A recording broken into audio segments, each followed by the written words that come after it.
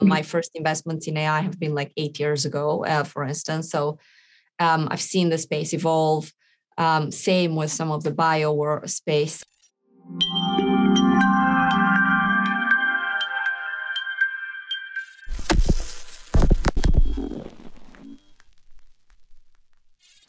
Hello, the Recursive community. My name is Elena, and today I am wearing the Innovation Reporter hat when I have the pleasure of interviewing Elena Haivas.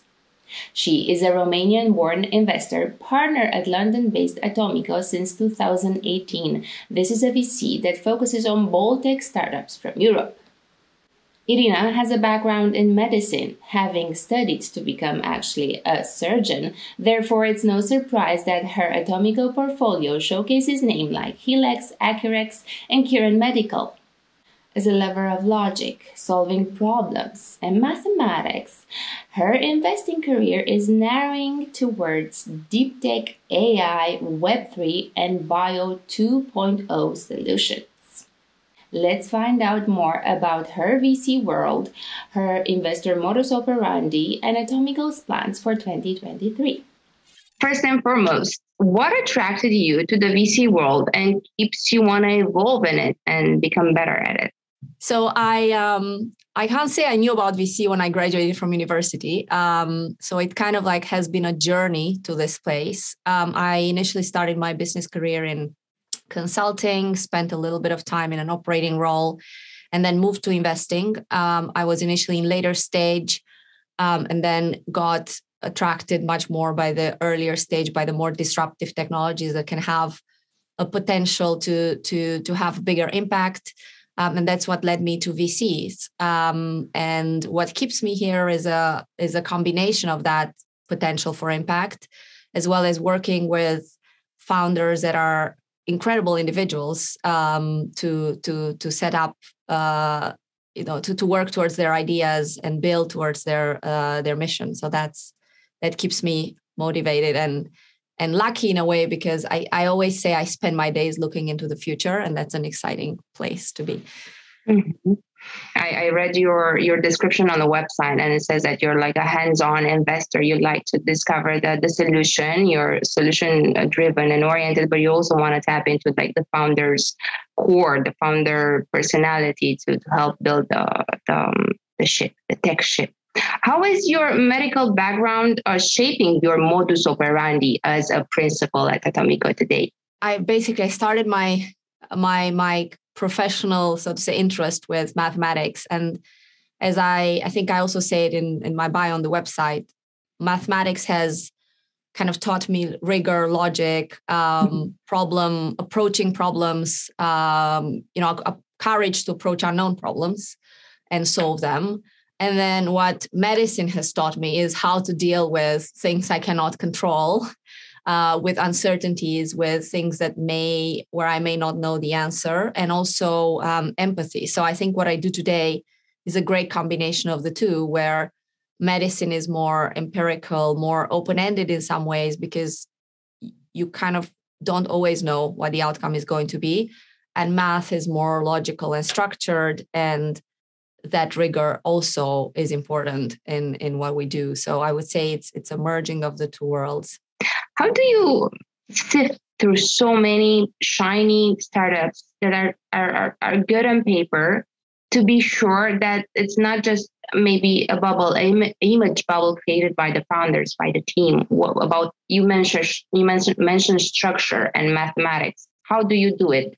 It's a good question. I think there's a bit of science and there's a bit of art to everything. We obviously get to see a lot of companies, so you develop over time a pattern recognition. But then every time we actually go quite deep. We often look at a space broadly. We look at a whole competitor set. And so when we look deeply into the product, we test the product. So we generally have a thesis on the space, a view on what approaches are there, and therefore we can go quite deeply and test the founders and see how deeply they have thought on some of those topics. Do they have a certain unique domain insight? Do they have a certain passion? Are they the right people? Is there like a founder market fit of some sort? Because the journey of a founder is not linear, and the journey of even the most successful companies take a long time. It's comes with hard times. It comes with times when you don't know if you're going to make it. And what carries you through is a certain level of depth on both why you've set out to do that, but also how well you know the space, how deep you are in the product, and how capable you are of kind of like wrapping your hands around it and carrying the company forward. You mentioned a thesis earlier, and I read that you're focusing on deep tech, AI, Web3, and Bio 2.0. What's your strategy this year? Your personal strategy? I invest in software and infrastructure broadly, but I particularly am interested in the software infrastructure that's underpinned by these emerging technologies that are on the brink or already kind of becoming large platform shifts. These are multi-year themes. My first investments in AI have been like 8 years ago, for instance. So I've seen the space evolve. Same with some of the bio space. So I see them as more as what is it interesting this year, and then you have a certain degree of market pool. Like in certain years, you will see more companies being built in a certain areas, and so you have to pay more attention there.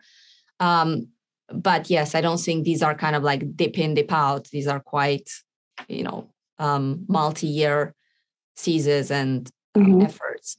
Is there a bubble in 2023 when it comes? Is there a type of solution, a vertical that's coming your way? It's attacking you everywhere you go.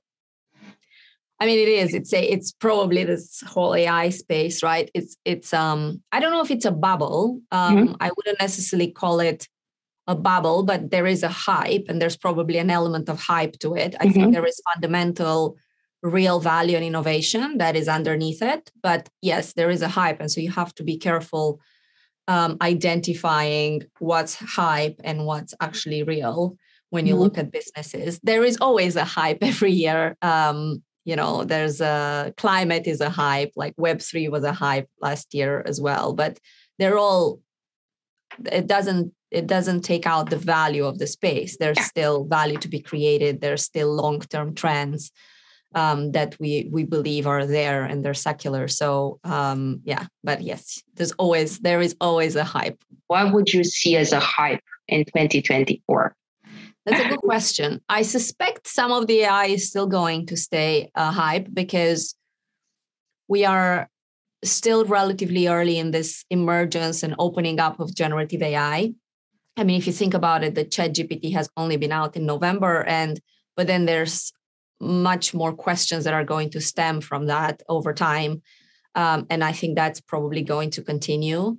I suspect climate is going to remain also quite hot, so to say. Again, I don't know if it's a hype or not, but I definitely think it's a hot space. These two probably I would probably put out there. Do you sense a change, a shift in the deal flows and decision-making processes, taking into account the current macroeconomic in Europe and in everywhere? Definitely. I mean, the 2021 kind of times were clearly the peak of the market. There was a lot of company creation. It was easy to raise money early, but also later. Valuations were really, really high. People were betting on the promise on kind of recent growth, and then the promise of something becoming really big. I think we are seeing a massive correction there. Maybe less at the earliest stages, although I do think data shows there's probably a bit less company creation than it used to be, but especially in kind of like Series A, B, and especially later stages where you have to prove something and where you're evaluated based on kind of like numbers and metrics.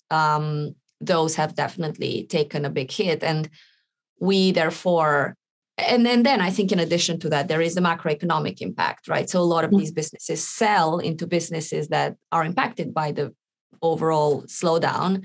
And so you also have to take that into account when you are planning for, when you invest in a round and they will have to raise in 2 years from now, you have to take into account an overall market slowdown. And therefore you cannot always, put the same value as you used to before. So definitely both, I think, on the way we evaluate companies, on what we think is, an investable set of terms, definitely shifted. And I suspect it probably will continue to shift throughout this year, at least, if not the beginning of next year as well. The Recursive focuses a lot on emerging countries, emerging tech startup ecosystems. So I do have to ask if you're eyeing a specific emerging market right now. Atomico is European-based fund, and we're really founded on this belief that great companies can come from anywhere. So we have, companies from Estonia to Yash. So it's, and we try to not kind of be prescriptive about, we think there's more opportunities there than there, because that would be against this belief that great companies can come from anywhere. So we try to be a bit more open-minded, curious, look everywhere, and then see where something comes out that we like and that is aligned with, again, our thesis and what we look for in a company. So there's definitely, I think with the emerging markets, or for instance, the CE region, it's just continued cycles of growth, right? These ecosystems don't get created overnight. The ecosystems in London are much older and much more mature. And it takes time. It takes generations of founders, like, a UiPath story where the early employees, not only the founder, but everyone that worked there early, goes back into the ecosystem and funds new companies and helps new companies. And that kind of like flywheel builds up, but it builds up over time, but it does build up. And I think, there is no reason to not be optimistic about the kind of like more emerging markets in Europe. You mentioned at the beginning that you have already defined the goals for the companies, the VC's goals for this year. Would you kindly share with us? I think an important priority for us is always, regardless of the year, is our portfolio companies. So we want to be as supportive as possible, guide them as much as possible. And in these harder times, some companies need that. Also, as fundraising has become more difficult for everyone, again, we need to be able to support on that front. So for us, like this sort of like supporting the founders, and it's not just the investment team, it's the whole Atomico team is very, very important. And that will always kind of be the most important thing. And then I think the second part is finding exciting new investments that we can partner with. And lastly, there's an element of, internal and culture building and team and how we build a firm that always kind of forms part of these goals. So I would say like 3 big categories of goals that we have. I would definitely want to follow up on the first one, because I think this is like you will share a lot of insights through your experience. You've been with Atomico for like this is the 5th year, if I'm not mistaken. Yes. How will Atomico support the startups from its portfolio, taking into account the challenging times that all the markets are facing? So we're set up, we have an interesting setup whereby we have the investment team. So it's people like me that lead the investments, identify them, work with the founders at the beginning to make an investment case and all of that. And then we have an operating team, what we call a growth acceleration team. And that's a set of experienced former executives on various areas that are important to a startup's journey. Things like talent, go-to-market, commercial introductions, communication and branding, all of that package. And that team works directly with our founders as well, or actually with not even founders, with specific people in the management team of those companies.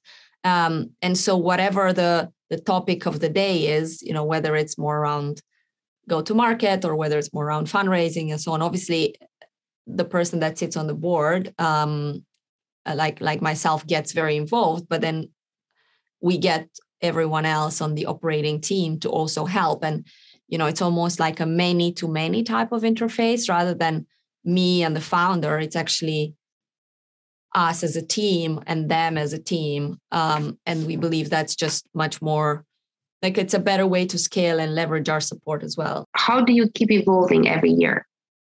How do you keep learning? What tools do you use to support your own learning curve? I think it's an interesting question, because in some ways this job, if you stop learning, you kind of probably shouldn't be in it, because every year, even if you know a space and even if you have a thesis, there is something new that comes up. I mean, this sort of like early stage technology investing is so rich in terms of like new ideas, new approaches, that forget every year, like every month, right? Like, so in a way, you're constantly surprised and you constantly feel like you need to learn more. You need to think more about a space, about a topic. And so when you actually look at these companies and do the diligence, you learn a lot. So I think the nature of this role is actually constant learning. And actually, I think an important element of it is being comfortable, not always being an expert, and being comfortable with the discomfort that you get every time you hit something that is a little bit new or is different, and you have to just make a decision on whether you think that's interesting or not. So I think you have to be really, really curious in this role. Like you really have to have a broad set of interests to capture, because we are supposed to see trends before other people see it. We're supposed to see the big things when it's not obvious, because when it's obvious to everyone, it's too late. And so you need that kind of like exploratory, curious, learn very fast, very high learning mindset. So that's one. And others, I think you just learn every day through working with founders, and you learn about maybe mistakes you did or things that worked well that you're thankful you did, or and it's a combination of what you thought, maybe kind of advice you've given to a certain company or how you've seen a company evolve, but also like elements of a personal interaction with the founder and how you help, because our role is also to almost like take the best out of these founders and help them. We're not there to run the business. We're there to support them in the best way possible. And then as their board member, someone that ideally they have a very strong trust relationship with, the person that they call when something goes well and something doesn't go well. That you also have to constantly refine and assess. And there's an element of self-reflection, I think, that comes into how you do that, and how you build that relationship. And I think there's also an element of defining who you are, like what your values are, how you build relationship, what's your own relationship building style, because everyone has very different roles, and also what role you play in a certain board, because a board is not static. It's you, the founder, and then there's another set of investors, and everyone you get a different mix every time around every table. And so you have to decide every time what's the most effective contribution that you can have in that mix as well, while staying obviously true to how you operate and what your values are. So you mentioned being a board member of several startups. What would you suggest to other founders that are part of our community from emerging markets, when it comes to, for example, scaling a company to a new market? Let's take this topic. Well, it depends a lot on the business that you're building, right? So I think obviously the kind of the reality with a lot of Eastern Europe is that the local market is small, but not all local markets are small, right? Like you see, for instance, like standalone very large outcomes in countries like Poland, right? So I think first you ask yourself the question of, when do you need to expand? When does it make sense? And there's a factor a little bit of where you started. But then I think you just have to pick your market, and you have to pick your market based on the product and based on where you see the pain point is in other markets and how similar that may or may not be to your original market. What I've seen happening is use the local market for almost like product development. And once you have a clear product, then you almost just open the space and think, okay, what is the largest market I can go for, where I can actually win, where there is a need, where my product is going to resonate. And then I think you start testing that. But it does come with a pretty deep understanding of where you can get also that product market fit. So I would layer in, obviously the market size and potential with the fit of that market with what you're trying to build. Another trend that everybody's talking about, and I would love to pick your brains about it, is layoffs, of course. What would you recommend, or what's your vision as a board member of a tech startup scaling when it comes to building teams? I think, the team building is probably one of the most important. It's one of the most important things to do early. So maybe not super early, not when you're just a couple of people and building a product, and you don't actually need to be that to build a team yet.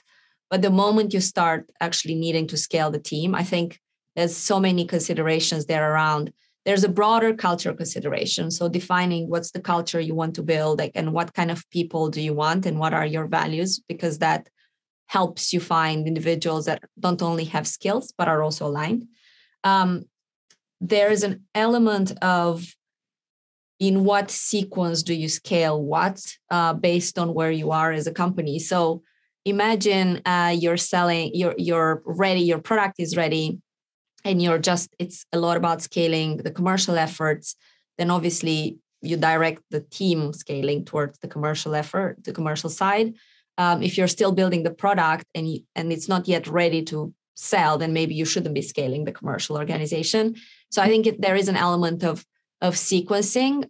There's also like an element of capital efficiently, because the reality is a lot of the startups have runways of 2 years, right? So they cannot, of course, if you had infinite capital, you could grow the team on all fronts, but more often than not, you have to sequence. And then the third thing is at what point you bring in very experienced talent in certain functions versus kind of bring in more like a mid-level that can grow into a senior role. And again, there's inflection points in the organization when one may make more sense than the other. My last questions. So one is, what solution or vertical, not necessarily the one that you are targeting as part of Atomico, still excites you these days? You've been following the tech ecosystem for a while now. What still excites you? I think the reality is there is no sector of the economy, or there is no aspect of the individual's human life that I can't see it improved through technology. There is a dark side. There are risks every time something changes and evolves. There are risks from technology, but overall, I think over time, there's a lot of, we've proven that there's also a lot of benefits. So I know this is a very general answer, but I find it hard to pick one, because this is why I'm here doing what I'm doing, because this is not something that you kind of fix and move on. This is a constantly evolving set of opportunities in everything that we do.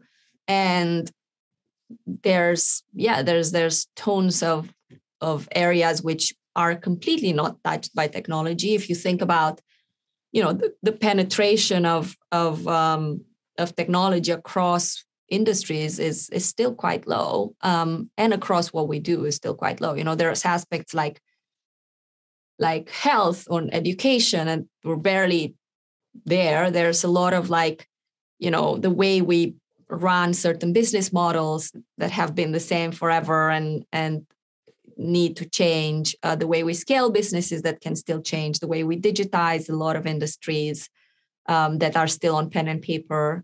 And then the whole infrastructure that you build underneath, which is the less visible part that enables you to take advantage of this technology, to take advantage of the data richness, to take advantage of, the kind of new capabilities that are coming out. That is, again, like a whole set of opportunities. I know it's a little bit general, but I kind of see it both, from the bottom of the infrastructure all the way to the top of a consumer interface, as well as across all the sectors. of the economy.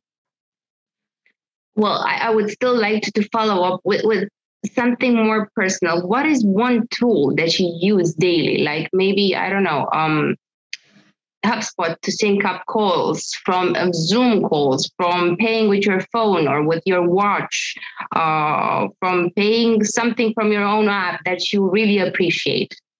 Technology for bringing it to all of us.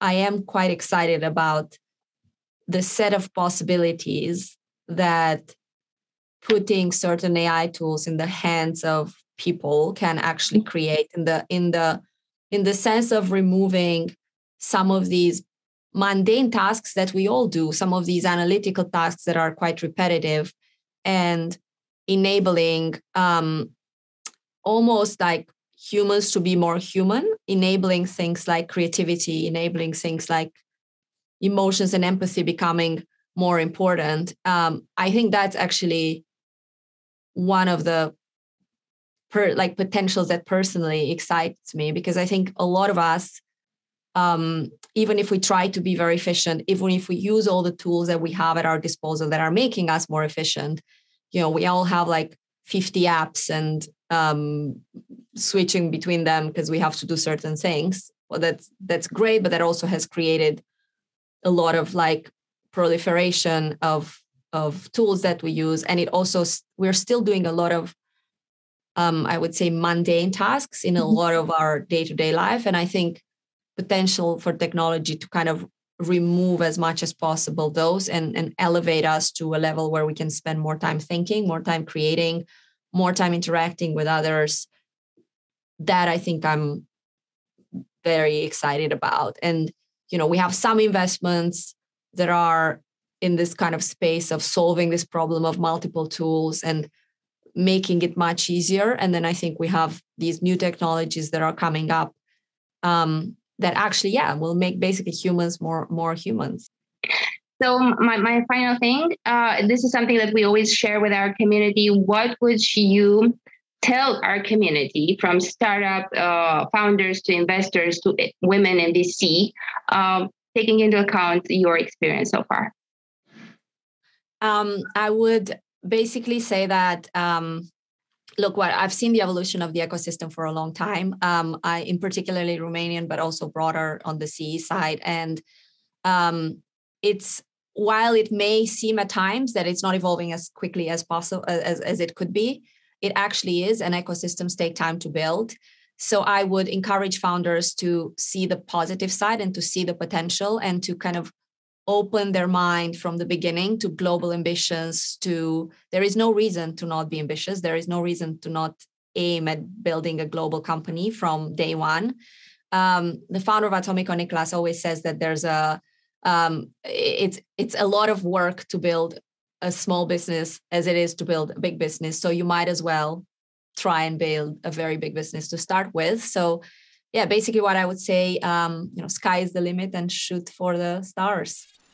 Thank you for watching, dear community. My name is Elena, and at the Recursive, we aim to provide constructive reporting on the progress of the local innovation community in Central and Eastern Europe. Until next time, I invite you to read the stories that shape stories on our website and hit that subscribe button so you don't miss out on insightful interviews.